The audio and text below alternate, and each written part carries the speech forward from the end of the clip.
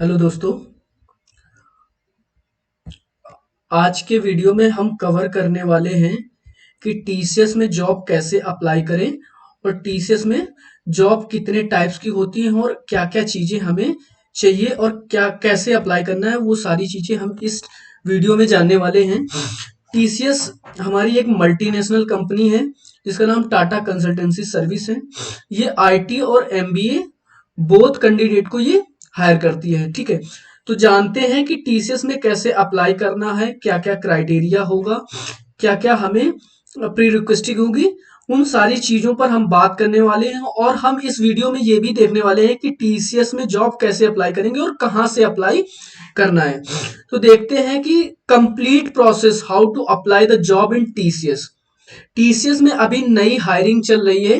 There is a job opening in TCS और उस job में कैसे अप्लाई करना है, कौन कौन अप्लाई कर सकता है, वो सारी चीजें हम इस वीडियो में कवर करने वाले हैं। तो आइए देखते हैं कि हम क्या क्या एजेंडा हमारा क्या है बेसिकली कि एलिजिबिलिटी क्राइटेरिया और सैलरी पैकेज क्या होगा, लास्ट डेट अप्लाई करने की क्या होगी और एग्जाम डेट क्या होगा। तो इन सारी चीजों पर हम बात करने वाले हैं कि कौन कौन इसमें जॉब में अप्लाई कर सकता है, इसका सैलरी पैकेज क्या होगा और लास्ट डेट क्या होगी एंड एग्जाम वगैरह कब होंगे और नोटिफिकेशन कब होगा। ये सारी चीजें पे बात करते हैं। तो देखते हैं हम एलिजिबिलिटी क्राइटेरिया। तो who can apply in this job.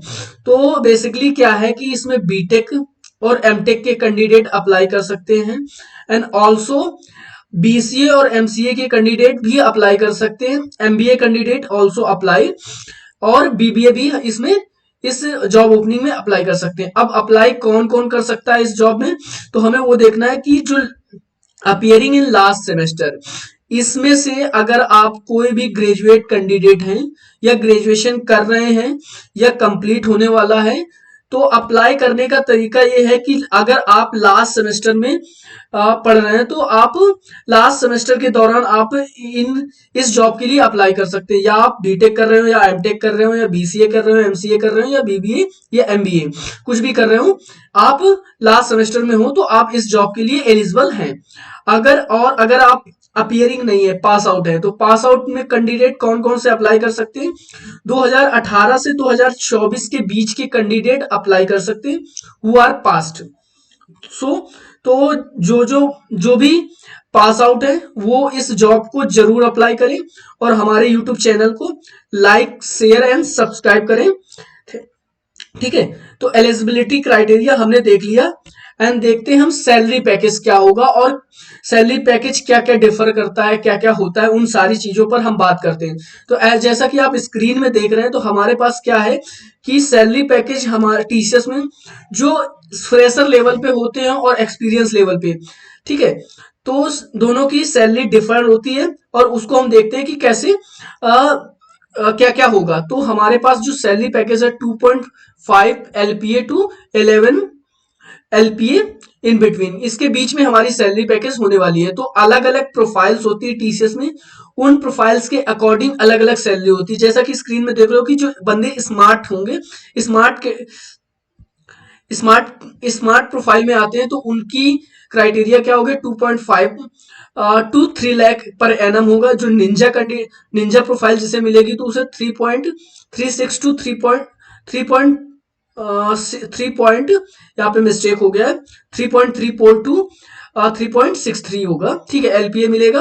और डिजिटल बंदों के लिए 7.2 टू 7.6 लाख एलपीए।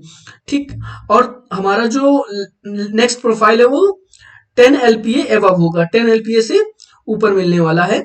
और कोड बीटा एक प्रोफाइल होती है जिसमें 12 लाख से ऊपर मिलने वाला है पर एनम। ठीक है, अब इसमें देखना है कि आपको इसमें क्या क्या पढ़ना होगा, क्या क्या क्वेश्चंस होते हैं, उन सारी चीजों पर बात करने वाले। तो स्मार्ट प्रोफाइल जो होती है उसमें किसी भी बंदे को आपको कोडिंग क्वेश्चन नहीं सॉल्व करना होता है। एंड जो निंजा कैटेगरी में आते हैं उनको एक क्वेश्चन और एप्टीट्यूड, रीजनिंग, वर्बल, इन सारी चीजों को प्रिपेयर करना पड़ता है। डिजिटल के लिए आपको 2 क्वेश्चन क्वालिफाई करने पड़ते हैं, कोडिंग क्वेश्चन।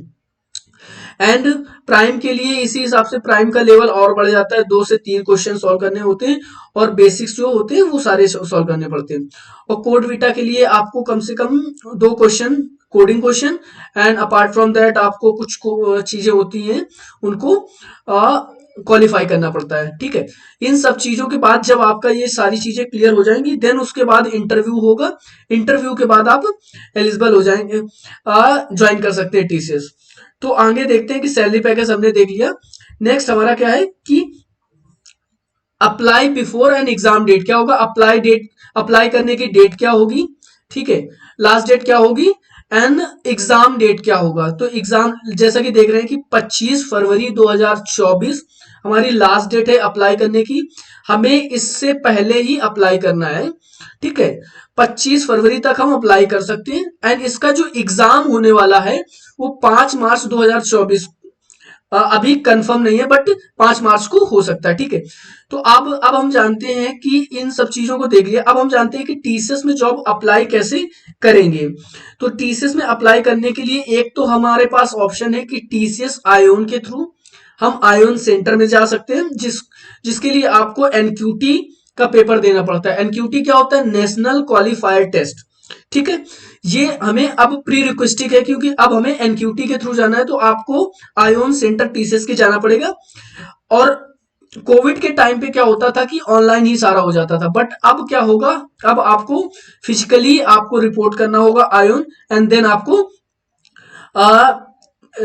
एग्जाम देना होगा, ठीक है। तो अब देखते हैं कि हम टीसीएस को कैसे अप्लाई करते हैं। तो हमारे पास जैसे यहाँ पर एक इसके थ्रू जा सकते हैं, एंड देन अब नेक्स्ट हमारा क्या है कि अब आप टीसीएस की ऑफिशियल वेबसाइट पर जाएंगे और वहां से अप्लाई कर सकते हैं। तो टीसीएस की ऑफिशियल वेबसाइट देखते हैं। ये हमारे पास टीसीएस की एक एनक्यूटी वाली वेबसाइट है, जहां से आप सारी चीजें डिटेल्स देख सकते हैं, क्या क्या है, क्या सारी चीजें वो देख सकते हैं। और दूसरा तरीका क्या है कि आप टीसीएस में नेक्स्ट स्टेप पोर्टल टीसीएस, यहां पर जाएंगे आपको, तो आप यहां से भी अप्लाई कर सकते हैं। तो यहां अप्लाई करने का तरीका क्या है, सबसे पहले आपको रजिस्टर करना पड़ेगा।